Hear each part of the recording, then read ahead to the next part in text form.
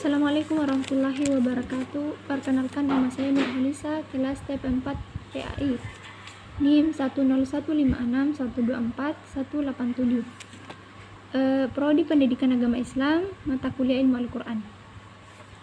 Langsung saja pertanyaannya, sebutkan dan jelaskan hikmah diturunkannya Al-Quran secara berangsur-angsur. 1. Supaya Nabi punya waktu untuk memberikan kepada sahabat-sahabat. 2. Sebagai bentuk kasih sayang Allah kepada kita. 3. Supaya orang mudah memahami atau menghafal dan mengamalkan Al-Quran. Jelaskan sejarah Jamul Quran wa Kitabatuhu. Jamul Quran adalah pengumpulan Al-Quran. Terjadi pada zaman Abu Bakar As-Siddiq radhiyallahu anha.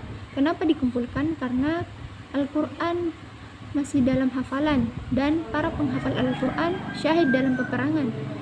Peperangannya itu memerangi orang-orang murtad dan orang-orang yang tidak ingin membayar zakat. Sahabat yang diperintahkan Rasulullah SAW untuk menulis Al-Quran ialah Sa'id bin Sabit. Sa'id bin Sabit adalah sekretaris Nabi yang diperintahkan untuk menulis manakala wahyu turun. Wa Kitabatuhu adalah pembukuan atau pemushafan Al-Quran. Terjadi pada zaman Utsman bin Affan radhiyallahu anha. Kenapa dibukukan? Karena ada satu peristiwa, diantaranya yaitu menyebar luasnya Al-Quran dan berbeda dialek dalam pembacaan Al-Quran. Ada juga yang menulis Al-Quran dengan versi dan susunan yang berbeda. Contohnya Mushaf Ali bin Abi Thalib, diawali dengan surah Al-Alaq dan diakhiri dengan surah Al-Maidah. Utsman memberikan atau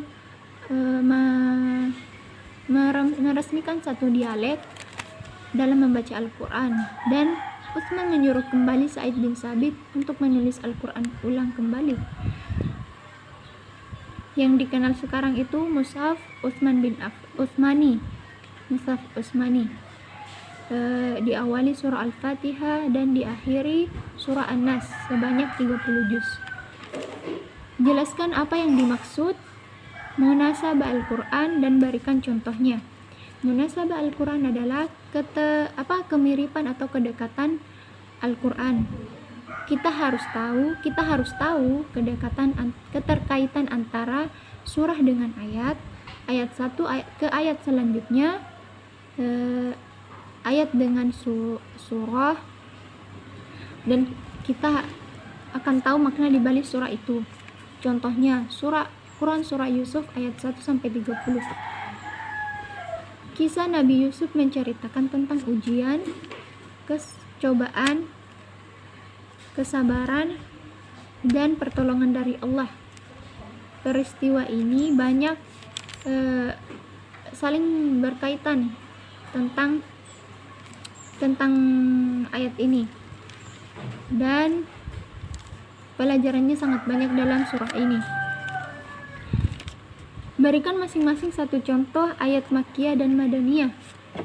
Contoh ayat Makkiyah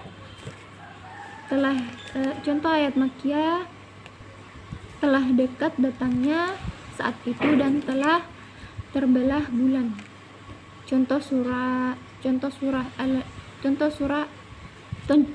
ayat Madaniyah yaitu dihalalkan bagi kalian hewan ternak kecuali yang akan dibacakan kepada kalian. Ayat Makkiyah berfokus kepada menyuruh orang untuk bertauhid, sedangkan ayat Madaniyah berfokus kepada tentang haji, puasa, zakat. Jelaskan apa maksud ayat Al-Muhkam dan ayat Al-Mutasyabih dan berikan masing-masing contohnya. Ayat Al-Muhkam istilah atau pembagian jenis dalam Al-Quran, yaitu ayat-ayat yang sudah tidak ditafsirkan, sudah jelas. Sedangkan ayat Al-Mutasyabih wal Mutasyabih ialah ayat yang perlu ditafsirkan atau belum jelas.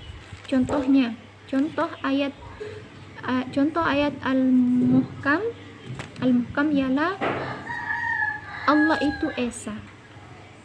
Kenapa Allah itu esa? Karena Allah itu tidak beranak dan tidak diperanakan. Contohnya ada di surah Al-Ikhlas. Sedangkan contoh surah Al-Mutasyabih. Al-Mutasyabih tangan-tangan Allah. Tangan-tangan Allah itu masih perlu kita tafsirkan. Di mana tangan-tangan Allah itu bermaksud bahwa Allah itu